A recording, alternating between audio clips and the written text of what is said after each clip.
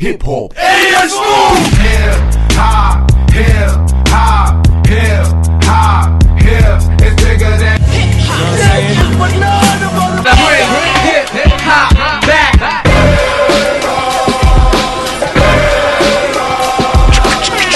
Hip hop ain't never felt this good.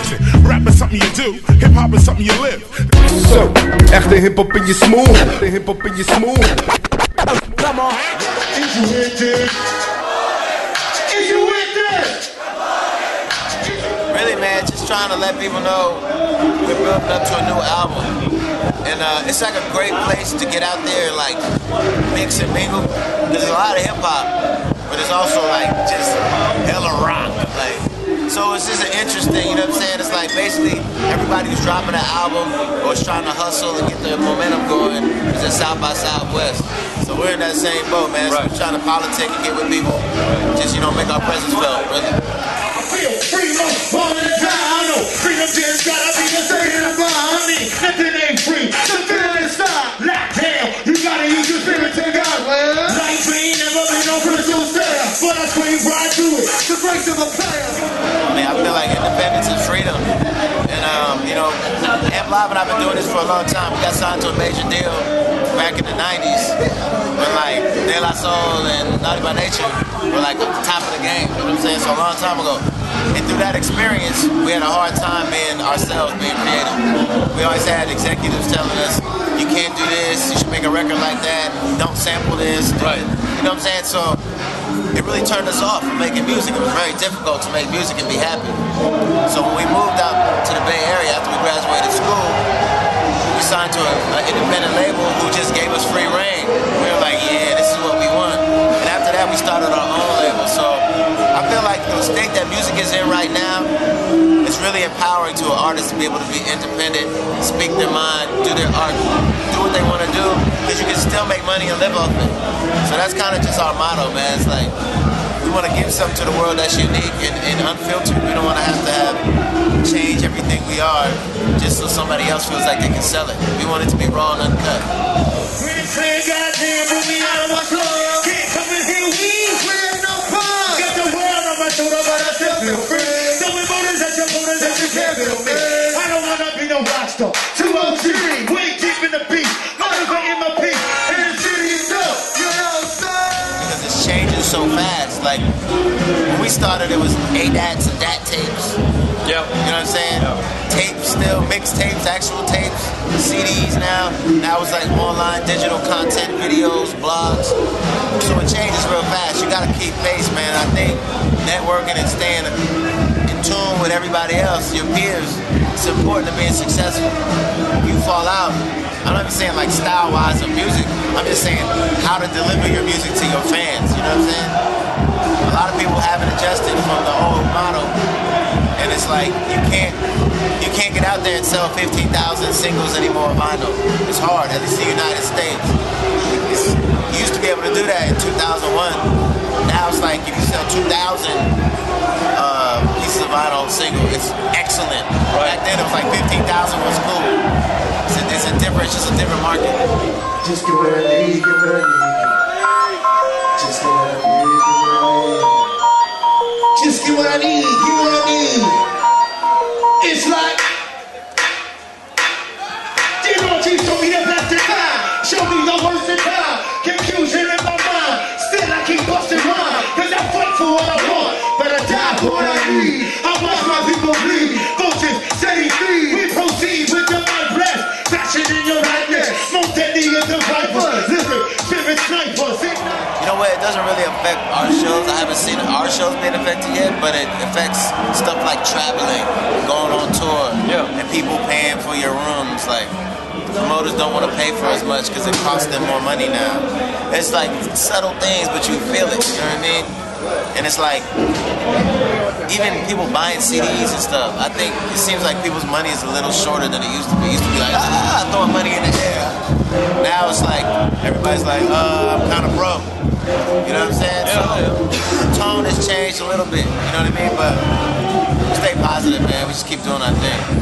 You just try to make something that's really important to people that they believe in, so they're inclined to either go to your show, get it off iTunes or buy a CD, like it means something to them, so they want to have to go get it. It doesn't mean anything. People are quick to like, they don't have time to experiment. I don't think like they used to. They might, but it's gonna be free. It's not gonna be buying your stuff. You know what I'm saying?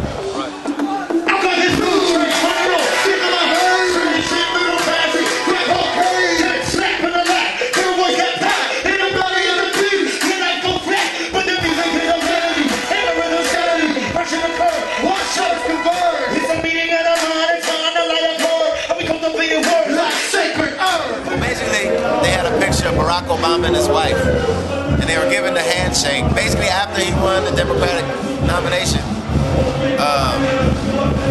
They pounded each other up like this, and in America, on the news they were like, is this some type of terrorist shit?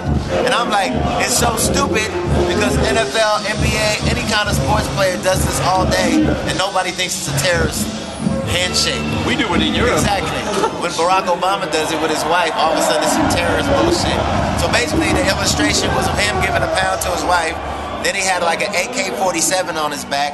His wife had on like fatigues, camouflage, like the headband. Yeah, he had a headband on, like traditional Middle Eastern garb, and then he had a picture of Bin Laden on the wall. It was just like, it showed, to me it was like, it shows how ignorant the press is in America, the media.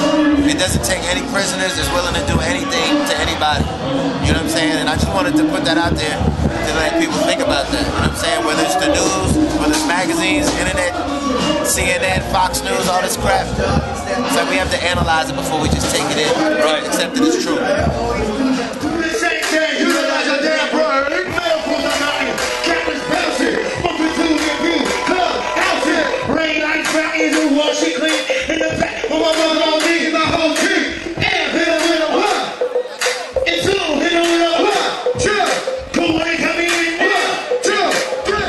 You know, also I think another layer of it is hip-hop is changing and music is changing, and we want to take our culture back. We feel in a way that the culture's been taken out of the hands of the people. Like in the late 80s, it was cool to be conscious and intelligent. Now, being conscious and intelligent is an underground thing. You know what I mean? Like, you're an exception if you're there. When the normal is to be a thug, to be a criminal, basically. Right. You're outside of the system and you don't give a fuck. And you shoot people and deal drugs. Like, that's cool. That's not cool to us. Right. So we're trying to take back the image of being a successful, creative black person. You know what I'm saying? And that's one of the other sides of what the takeover is about. It's like bringing back the music to like blues, jazz, rock and roll. You know what I'm saying? These are all African American contributions to culture and music. We want to bring it back to that, to where like on the record we reference like Robert Johnson and Nina Simone and like Bob Marley, like John Coltrane, classic musicians in our vein. You know what I mean? But I feel like we want to get back to that level of making music where it's about the people. It's not about how rich I am or how fly I am or how many girls I got. You know what I'm saying? Like, a lot of my favorite MCs is rapping about this bullshit right now. You know what I'm saying? And skill-wise, they're dope. Right. Content-wise, I can't listen to it. You know what I'm saying? Because it's not giving me nothing for my life. So that's another part of the takeover. We're trying to like bring it back over here. Like, nah, that's not the real shit. We on some... This is our shit, like Rock Kemp, what them cats is talking about, keer, one.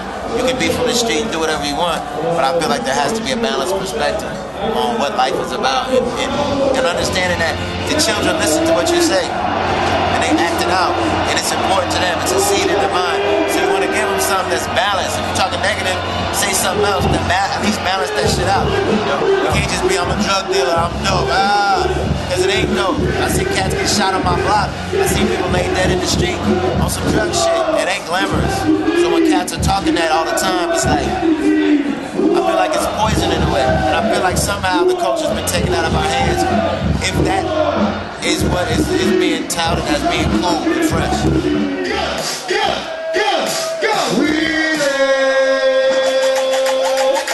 The takeover comes out 2009. I think it's gonna come out in February 2009. Features Devin the Dude, Brother Ali, and Ty out of the UK. It's an album that's gonna give you a very 360 view of Zion.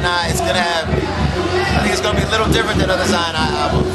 It's gonna be a little more fun, and it still has a serious spiritual side as well.